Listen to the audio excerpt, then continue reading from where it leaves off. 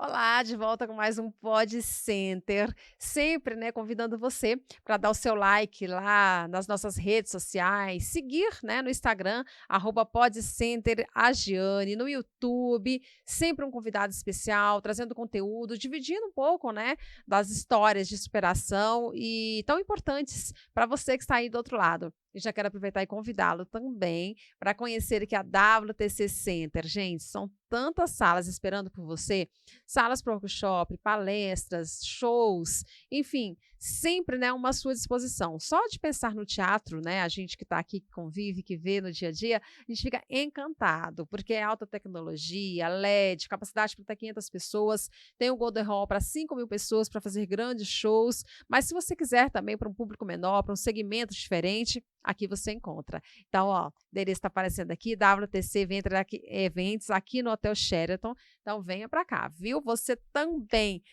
Porque agora, deixa eu chamar a sua atenção para um convidado muito simpático, inteligentíssimo.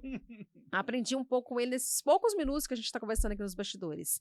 Porque é nome e sobrenome no marketing, né? Consultor empresarial, diretor comercial, coordenador, produtor exclusivo de grandes marcas. É um prazer recebê-lo aqui no Pod Center, Manuel Gouveia. Bem-vindo. Prazer é todo meu. Que coisa bacana que você estava me contando, viu? Com tanto tempo de experiência. E você sabe uma coisa que eu estou observando em você? Sempre quando alguém trabalha nessa parte de criatividade, que dá para perceber que você é bem criativo, a gente percebe que você tem uma mente além, né? Por exemplo, a gente tem uma ideia formada de alguma coisa, a sua ideia é além. Então, isso é muito bacana, porque a gente acaba aprendendo mesmo. Conta um pouco, resume um pouco aí da sua vida empresarial que a gente quer te conhecer. Bom, ir além é, é ser inquieto, né? Eu acho, resumo a minha vida, eu sempre fui muito inquieto, sempre muito curioso e autossuficiente. Nunca, eu sempre caminhei para o meu caminho, para o meu esforço. Eu curto aquilo que eu faço, Dá eu para ver. vibro. Eu tenho uma paixão pela vida tremenda e aprendi a ter uma paixão pelo negócio, pela vida profissional, com, com os diretores que eu tive a oportunidade de conviver. Eu resumo que eu sempre coloquei que experiências e oportunidades foram marcantes na minha vida. Eu tive oportunidades desde cedo na minha vida profissional, indicado por amigos de infância, etc. Comecei minha vida profissional pela Starup Jeans, que na época, em 1977, por aí, era a maior indústria de jeans do Brasil, e nós fazíamos merchandising na novela Dancing Days, para você ter uma ideia. Então era um negócio assim fascinante. Eu era jovem, 16 para 17 anos, e ficava observando. A minha avó me ensinou isso. Observa. Observa como a pessoa fala, como ela se comporta, como ela come, como ela faz. E eu comecei a minha vida observando. E logo cedo observei os erros dos colegas de trabalho, observei na minha ótica aquilo que poderia melhorar no ambiente de Sim. trabalho e comecei a contribuir.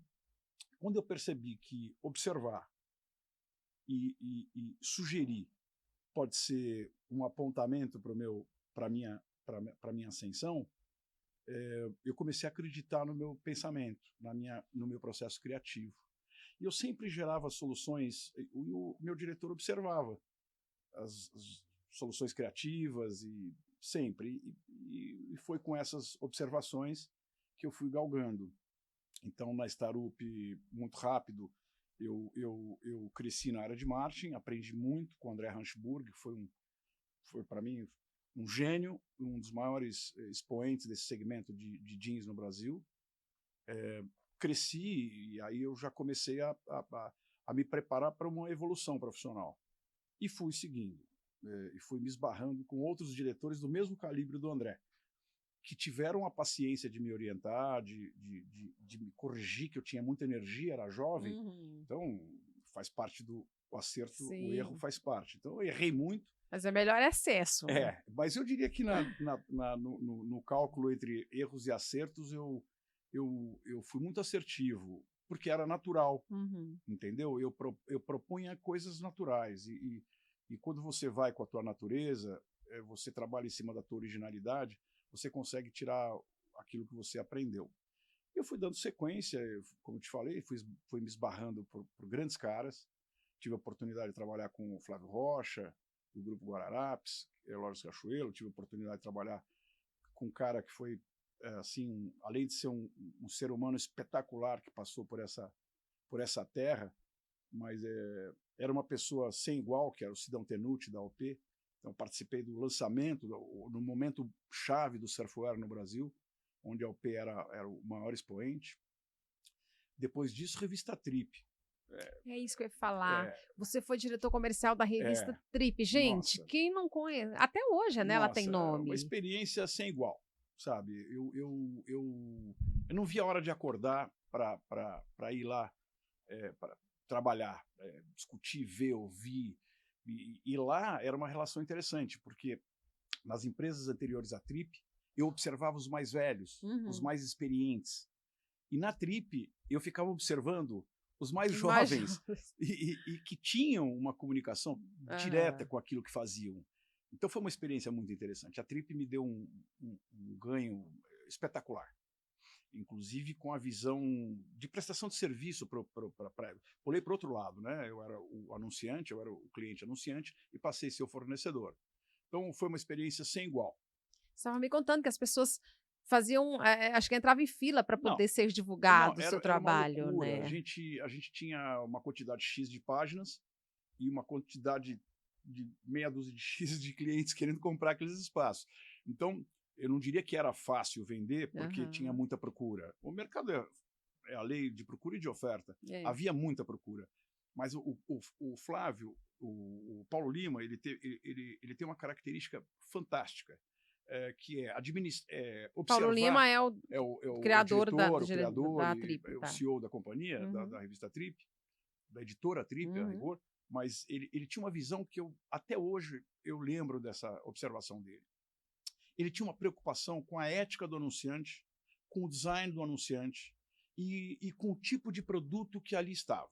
Então, ele não permitia e nunca permitiu que uma indústria oportunista de um produto que desalinhado com o público dele tivesse ali presente como anunciante. Por exemplo, a indústria de cigarro nunca anunciou na Trip, porque o Paulo é radicalmente contra o cigarro. E aí seguiam regras de compliance, que não se falava em compliance nessa época, era uma coisa absolutamente natural, mas que o Paulo punha ali como regra e que eu ganhei muita experiência. Depois eu mudei de ramo radicalmente, eu fui para um segmento, eu comecei a observar o mercado de bebidas de forma muito mais perto. Eu comecei a me interessar pelo mercado de bebidas, até que um dos meus irmãos, eu tenho 2 irmãos gêmeos abaixo, e eles tinham, acho que 20 anos atrás, acho que até mais, não me lembro bem mais, que isso, uns quase 30 anos atrás, eles tinham uma casa noturna aqui na Rua Funchal chamada Floresta. Eles eram sócios dessa casa noturna. E um dia o meu irmão me ligou e falou: você já ouviu falar de Flying Horse? Eu falei: não, nunca ouvi falar. Ele falou: é uma bebidinha de 250 ml e tal, pequenininha, menor que Coca-Cola, que custa 5 vezes mais. E o que tem aí dentro? Tem cafeína, tem isso, tem aquilo. E logo eu já me interessei por aquilo. E, bom, eu fiz um estudo muito grande de mercado, eu mesmo, pessoalmente, do que era aquele mercado, o que poderia acontecer. Não havia legislação, não havia observação, ninguém sabia o que era energético. Tinha chegado no Brasil o Ed então. Sampaio, que é um empresário pernambucano, estava trazendo para o Brasil, foi a primeira marca que entrou no Brasil, e eu resolvi criar o meu produto. Eu falei: eu vou procurar a indústria de bebidas, vou criar o meu produto. E nesse affair eu identifiquei algo que naquele momento era a melhor equação, que era adquirir um licenciamento para que eu tivesse mais velocidade no sucesso do negócio. E naquele momento a marca Bad Boy era uma marca muito forte no mercado brasileiro.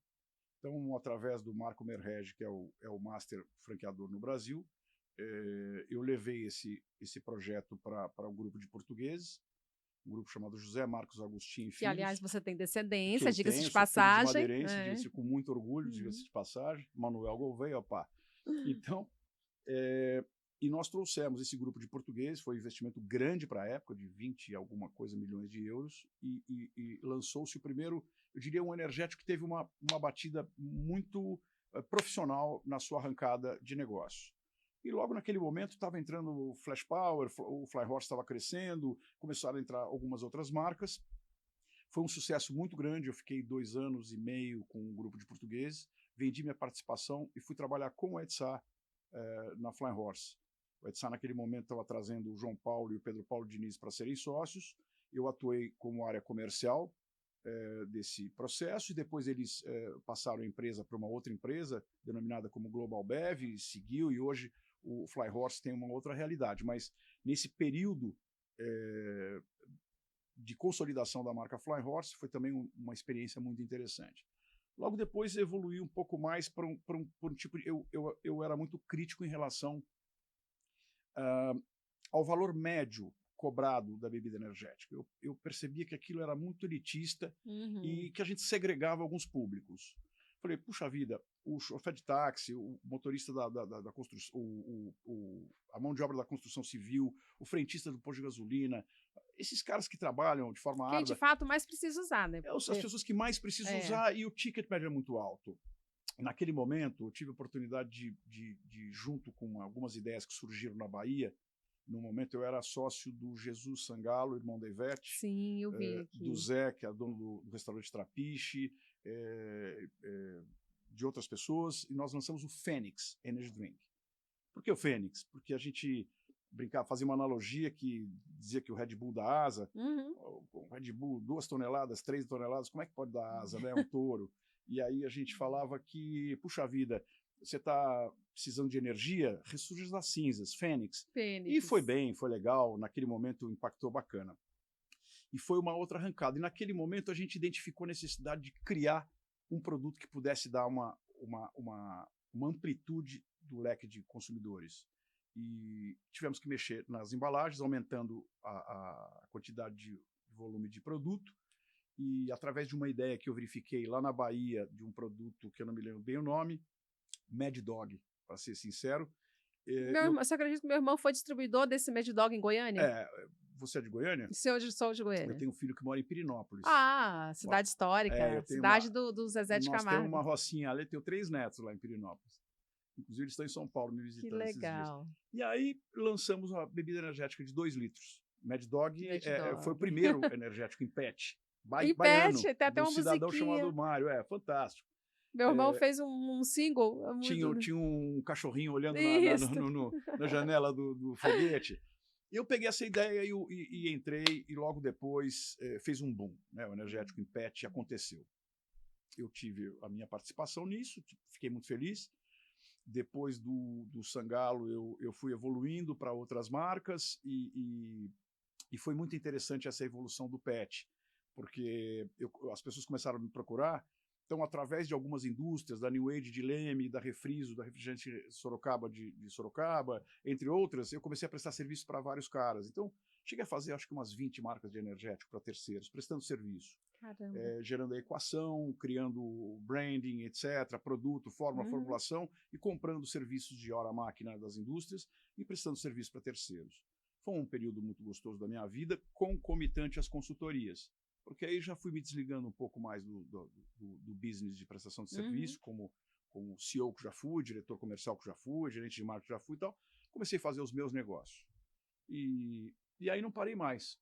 Daquele tempo para cá, eu acho que dei provavelmente umas 50, 60 consultorias, que me engrandeceu bastante, porque quando você presta serviço para alguém, faz parte do trabalho é você pesquisar aquilo que ele está fazendo. Então, você adquire muita experiência, né? Você como mestre em marketing, vamos dizer assim, o que você acha que mudou dessa época de 20 anos atrás, do público consumidor, né, de bebidas para o público de agora? Você acha que tem uma diferença? Nossa E Senhora. qual é essa diferença? Bom, em primeiro lugar, a liberdade, né? Nós tínhamos um consumidor que ele não tinha liberdade. Ele, por uma questão pessoal, se você tem dentro do seu coração, se você tem um estereótipo de ser A ou B ou C, não interessa que estereótipo você era reprimido por uma sociedade que a mídia não contribuía, que a sociedade ela era trancada. Eu não sei em que medida, em que momento a sociedade começou A destravar, vamos a dizer assim, destravar. né? Essa E parte. hoje acho que a comunicação, a cibernética, a Acho que a internet, internet trouxe isso, né? hoje você tem um público que ele tem muita informação. É. Se eu tenho um traço mais feminino, eu tenho um traço mais feminino. Se eu tenho um traço mais roqueiro, eu sou roqueiro. Se eu sou motoqueiro, eu sou motoqueiro. Ninguém reprime mais ninguém. Uhum. Então, isso acabou criando núcleos e nichos de mercado ganhando potência, né? Acho isso em primeiro lugar. Segundo lugar, o acesso à comunicação, que acabou gerando uma consciência maior de consumo e também o processo de distribuição. O Brasil consolidou demais o processo de distribuição, seja logístico, ou seja, propriamente estrutural, dando abertura para determinados mercados propulsionarem, catapultarem venda de determinados produtos que não tinham abertura muitas vezes. Hoje você tem, por exemplo, você quer lançar uma bebida, você tem uma malha de rede de lojas de conveniência no Brasil que não havia antigamente.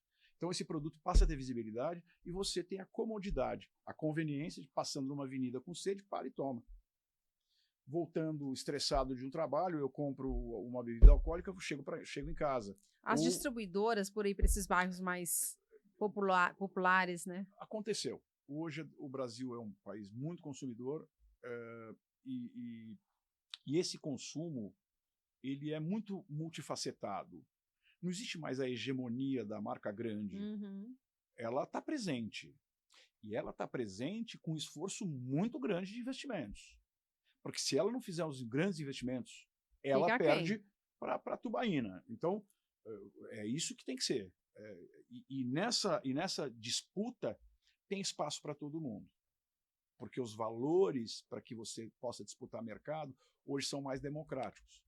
São mais plurais, entendeu? Entendi. E quando foi que você percebeu que você fala em bebidas funcionais? Primeiro, vamos entender o que são bebidas funcionais. Sim. Bom, eu posso dizer para você que a bebida funcional mais antiga do mundo é a bebida alcoólica.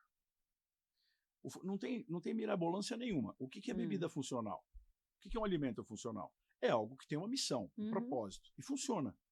Então, não existe alguém que tenha buscando uma mudança sensorial, seja ela qual for, buscar uma bebida alcoólica e que tenha permanecido com as mesmas sensações, não é isso? Então, há uma mudança de comportamento quando você bebe uma bebida alcoólica. Então, ela é uma bebida funcional. Então, é a mais antiga bebida funcional da história.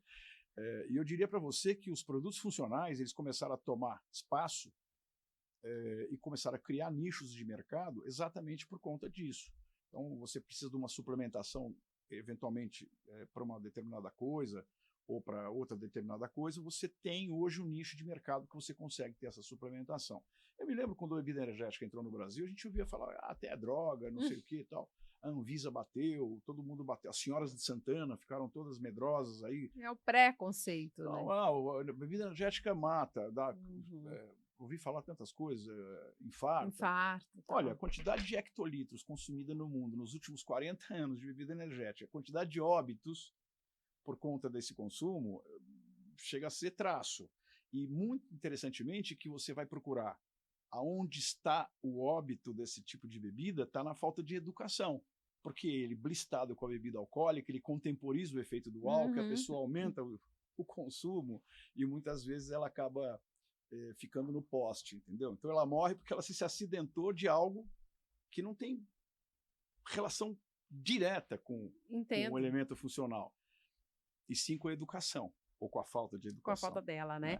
E falando nisso, você está vindo com o lançamento de um produto que é uma bebida funcional, mais voltado aos jovens, né? Conta um pouco aí, já dá para fazer um spoiler aí do que está vindo por aí?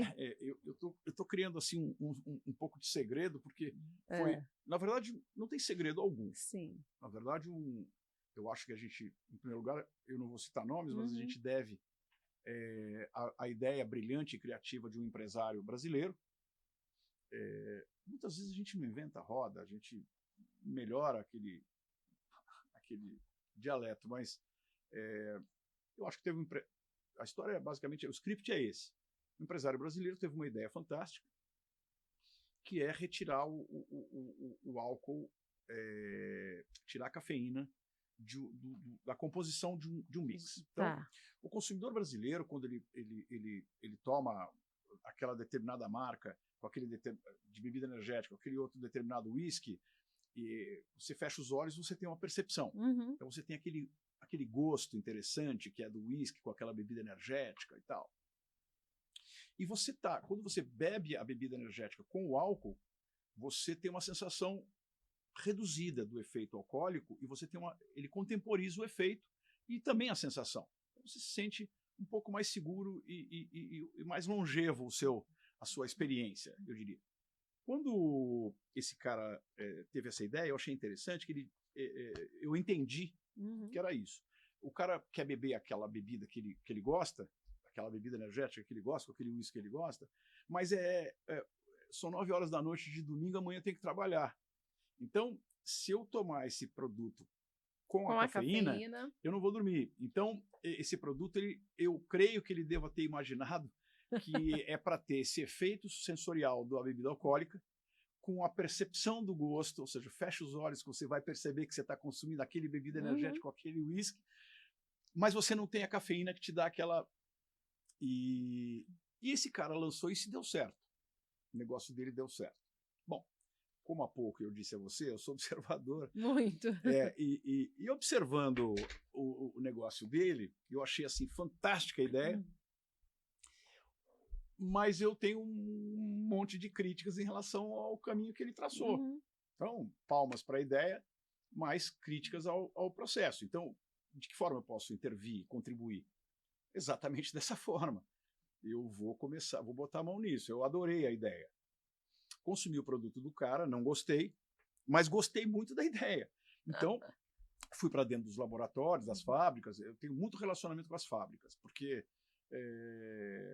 no longo desses 30 anos eu fui fazendo amizades. Então, eu tenho esse crédito... Divulgando tantas marcas, né? Tem crédito moral, comercial, estrutural com esses caras. Então, me permitiram acessar uma determinada fábrica, um determinado laboratório, e fiquei lá dentro 6 meses, eu e o Carlos Alberto Bueno, que é meu sócio, o Cacá Bueno, que é uma já lenda, esteve aqui, inclusive. que é uma lenda viva nesse segmento de bebida alcoólica, foi o brasileiro que mais visitou a Escócia, a convite dos escoceses.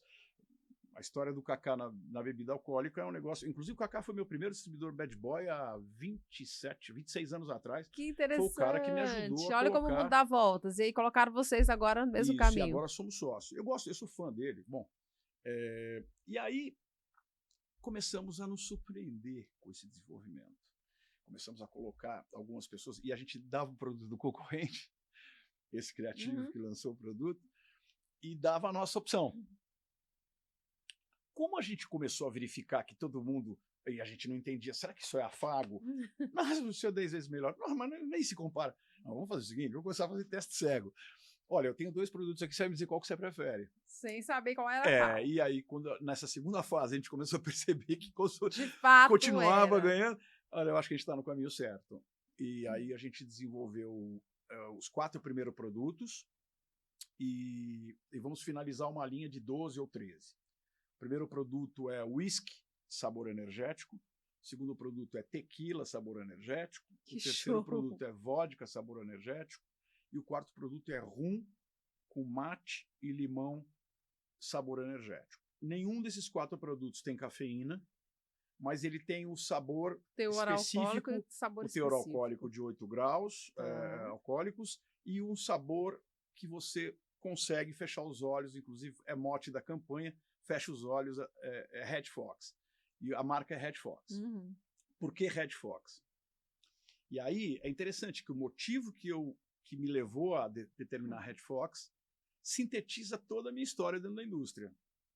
Eu acho que tem algumas questões de ordem fundamentais para mim. Primeiro, eu acho que o mundo dos negócios, ele gira em cima de confiança. Sim. A confiança... Isso em qualquer tipo de relacionamento, você não usa um remédio que você não tenha confiança, você não bebe algo que não tenha confiança. Então, a confiança é um princípio fundamental. É o princípio. Né? Então, a partir dessa ótica, que a confiança é a base do negócio, a gente começou a desenvolver produtos verdadeiros, com alto padrão de qualidade, e a gente está indo para o mercado com uma história. Então, onde é que está a confiança? Onde é que eu busquei, não a confiança técnica do produto? Essa eu tenho, e esse o consumidor também vai reconhecer. Mas o branding ele não pode ser nem fake e muito menos desalinhado com o meu propósito. Qual era o meu propósito? Lançar aquele produto que aquele cara idealizou, tal, corrigido, para bem melhor, mas eu precisava de um motivo, e o motivo foi fantástico. Quando o Kaká me ajudou no início com o Bad Boy, ele tinha uma ideia. O Kaká é apaixonado por raposa. Ele gosta da raposa. Raposa, animal? Raposa, animal, ele gosta. Tinha pequenininho, raposinhas, raposa, ele adora. E ele, um pouco antes da Smirnoff ser lançada, a Smirnoff Ice, o Kaká lançou um produto chamado Red Fox Ice. Igualzinho a Smirnoff Ice. Eu diria, com muito perdão à multinacional, muito mais gostosa que a Smirnoff Ice. E foi um sucesso na época. E dado ao comprometimento dele com Bad Boy e outras coisas mais, ele foi esquecendo Red Fox. E o Red Fox acabou quebrando. Eu sempre tive uma dor enorme no coração, imaginando que eu tinha uma certa responsabilidade por isso. Eu falei, e se eu resgatar o Red Fox? E foi fantástico. Kaká, vamos resgatar Ele chorou, né? Porque o Kaká é muito emotivo. Eu vi, ele se sensibilizou aqui, inclusive. Ele chora. O Kaká, ele chora porque ele é de verdade. O Kaká não é de mentira. Então, tá faltando tanto isso, gente, de verdade, Nossa né? Senhora, essa é a base da confiança, é verdade. Exato. E as tribos indígenas, tal, as mais trabalham com essa matéria-prima. E a gente, vamos voltar para o filminho, e aí a gente começou a brincar. Hoje, tem pessoas que têm uma crítica muito grande, eu tenho as minhas também, mas hoje você tem a inteligência artificial que te dá muita velocidade no desenvolvimento de uma cara, de um corpo, Antigamente você tinha que mandar o publicitário e criar o seu... Nossa, 6 meses. A gente entrou no sistema e tal, a hora que a gente começou a ver a raposa com vida, ela de óculos escuros, de moto, surfando, falando, a gente pirou. Então nós fizemos um estudo muito grande. A raposa amadureceu, Isso, né? A raposa amadureceu, está mais velhinha. Não que seja uma idosa, mas está velhinha. Não, mas está mais jovem há mais tempo. Isso. Vai. Aí a gente fez um estudo de cromia, e aí eu sou muito chato com isso. Frases... eu sou chato com frases. A galera... Eu não uso essas coisas. Então, a gente fez um estudo muito grande de aquilo que o consumidor deve e o que não pode, como pode ser. Eu adoro fio tênue. Você vai lá, você tal, ou é ridículo ou é fantástico. Então, eu adoro esse desafio. Então, a gente foi para esse fio tênue, as embalagens estão super incríveis. Eu sou suspeito para falar. E quando a gente foi estruturar o custo do produto, a gente falou, nossa, não vai dar para fazer. Porque a gente colocou tudo que a gente queria aí dentro. Eu não consigo monetizar isso. Eu não consigo cobrar isso do consumidor. Bom, fomos fazer alguns shoppings de checagem com players, né? Atacadista, cash and care, distribuidores e tal.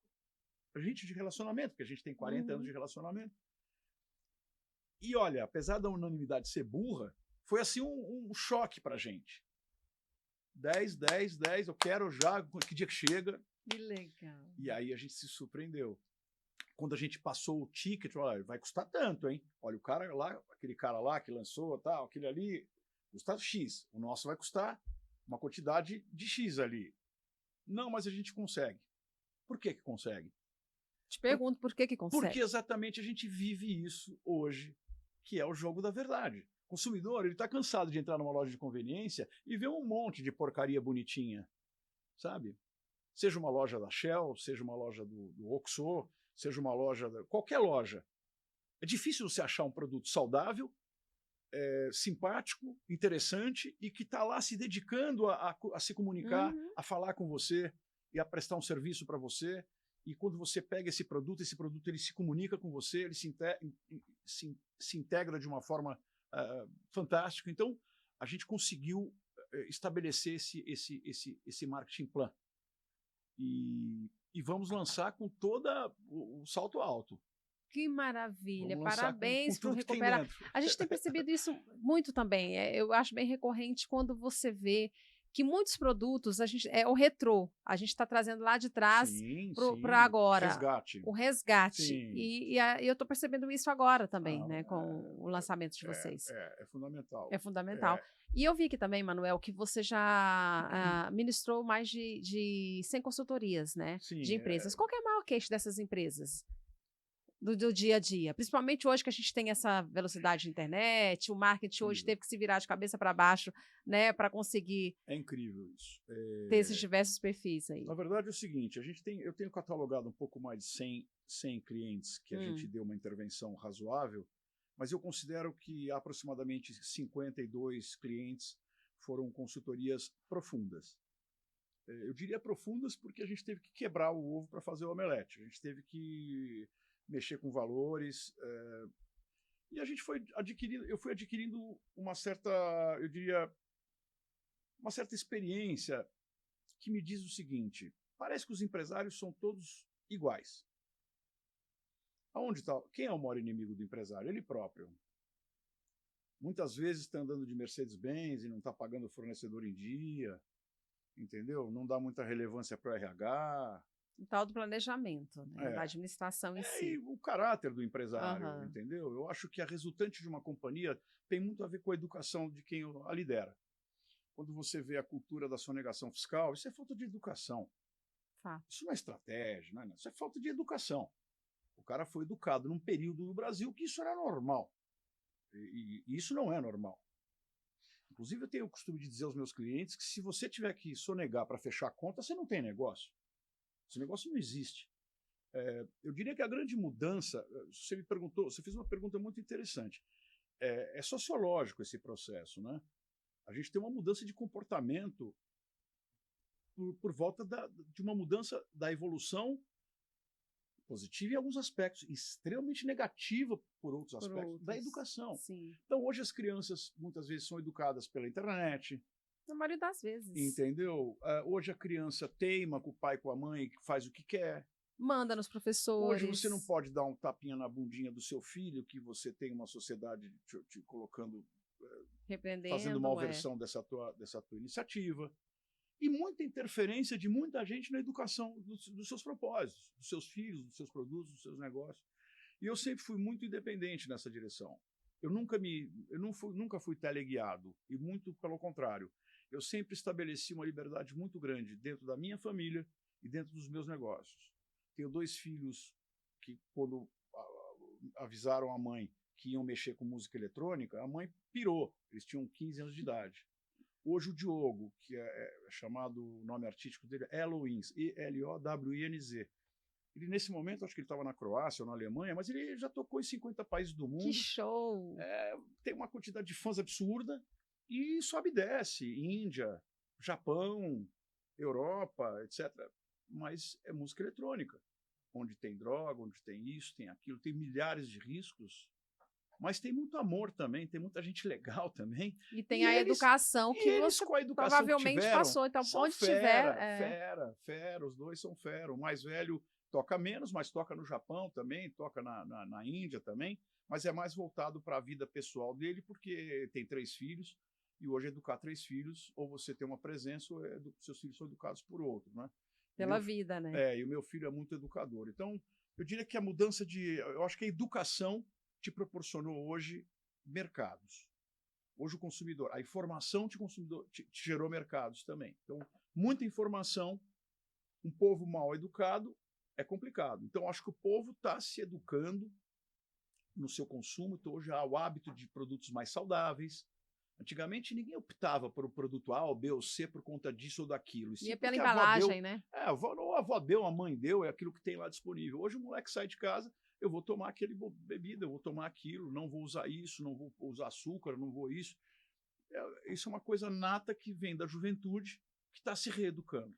Você acha que a fidelidade da marca ainda existe nesses tempos atuais? Existe, por exemplo, aquele produto, eu só uso aquele produto. Como furar essa bolha? Sim, eu acho que está aí o desafio dos valores, da conquista e da perda. Você é movido em desafios, que eu já percebi. Eu acho que a fidelidade, você sabe muito bem o que quer dizer fidelidade. Se você ama, se você é amada, você sabe muito bem o que significa fidelidade. E a fidelidade do amor é a mesma fidelidade do produto. Você tem fidelidades que são, eu diria, causadas por um vício, ou por um hábito, ou por alguma coisa que não é natural, né? O cara que fuma determinada marca, não adianta você dar o outro cigarro para ele. Ele quer aquela. Exatamente. Porque é uma coisa que está intrinsecamente ligada a essa pessoa. Então, eu diria que a fidelidade é algo, é um princípio interno. Então, o cara que toma a marca tal, ele não vai ser susceptível à marca Y. Ele tem fidelidade. Acontece é que essa fidelidade tem quebrado demais, as pessoas têm perdido fidelidade, porque nem todas as empresas que você tinha fidelidade estão sendo fiéis a você. Boa. Ah, eu boto água para diluir meu produto para fechar minha conta. Eu boto não sei o que para fazer não sei o que para fechar minha conta. As caixas de bombom hoje diminuíram drasticamente. Meu amor, não vamos citar marcas. Sim, mas não. aquela tal grande que tem no shopping já não é mais o mesmo chocolate. Sim. Aquele tal refrigerante já não é mais o mesmo. Aquele suco tal já está com água dentro. Porque as pessoas estão procurando formas de aumentar a sua rentabilidade numa volúpia de poder. Diminuindo a qualidade do produto. Diminuem com a maior cara de pau e não tem nem um pouco de compromisso com a fidelidade. E eu acho que quem está comprometido com a fidelidade é que tem consolidado o seu negócio e que tem crescido. As empresas grandes estão percebendo isso e elas têm feito um trabalho contínuo em represar os seus consumidores, porque hoje a competitividade está muito grande. Hoje a multinacional compete com o pequenininho. Caramba, que aula que você deu. Quero muito te agradecer, te convidar para você voltar aqui. Tá? E quem sabe também ser entrevistado aí pelo Diego Gianni, que está aqui nos nossos bastidores, que chegou agora de uma reunião. Prazer, amigo do Cacá. Amigo do Cacá. Eu vou ter a oportunidade de conhecer pessoalmente, com certeza. Foi um prazer enorme aprender, dividir um pouco do seu conhecimento aqui com o público. Sigam lá, @podcenteragiani. Você não tem redes sociais, né? Eu sou super discreto. Super discreto. Tem lá um Brasil Bev que eu coloco ali umas coisinhas, mas eu acho que a última atualização tem uns 5 anos. Eu sou super low profile. Foi ontem. Mas os produtos, em breve, a gente vai poder conferir. Eu combinei com o Cacá que assim que os produtos estiverem prontos, vocês vão ser os primeiros a receber. Ai, adorei. Já combinei com ele, é uma dívida moral que ele tem com o Diego. E acredito que no máximo em 60 dias a gente vai estar dando essa experiência para vocês. Para ouvir de vocês também as críticas, as observações. Show de bola. Você não tem rede, mas eu tenho, hein? @Tati Alencar Oficial. Me siga lá. Tati com 2 T's, Alencar com 2 N's. Obrigada, equipe. E foi um prazeraço conhecê-lo, viu? Meu. Fiquem com Deus. Beijos com barulho. Você aprendeu, né? Beijo com barulho. Tchau, tchau.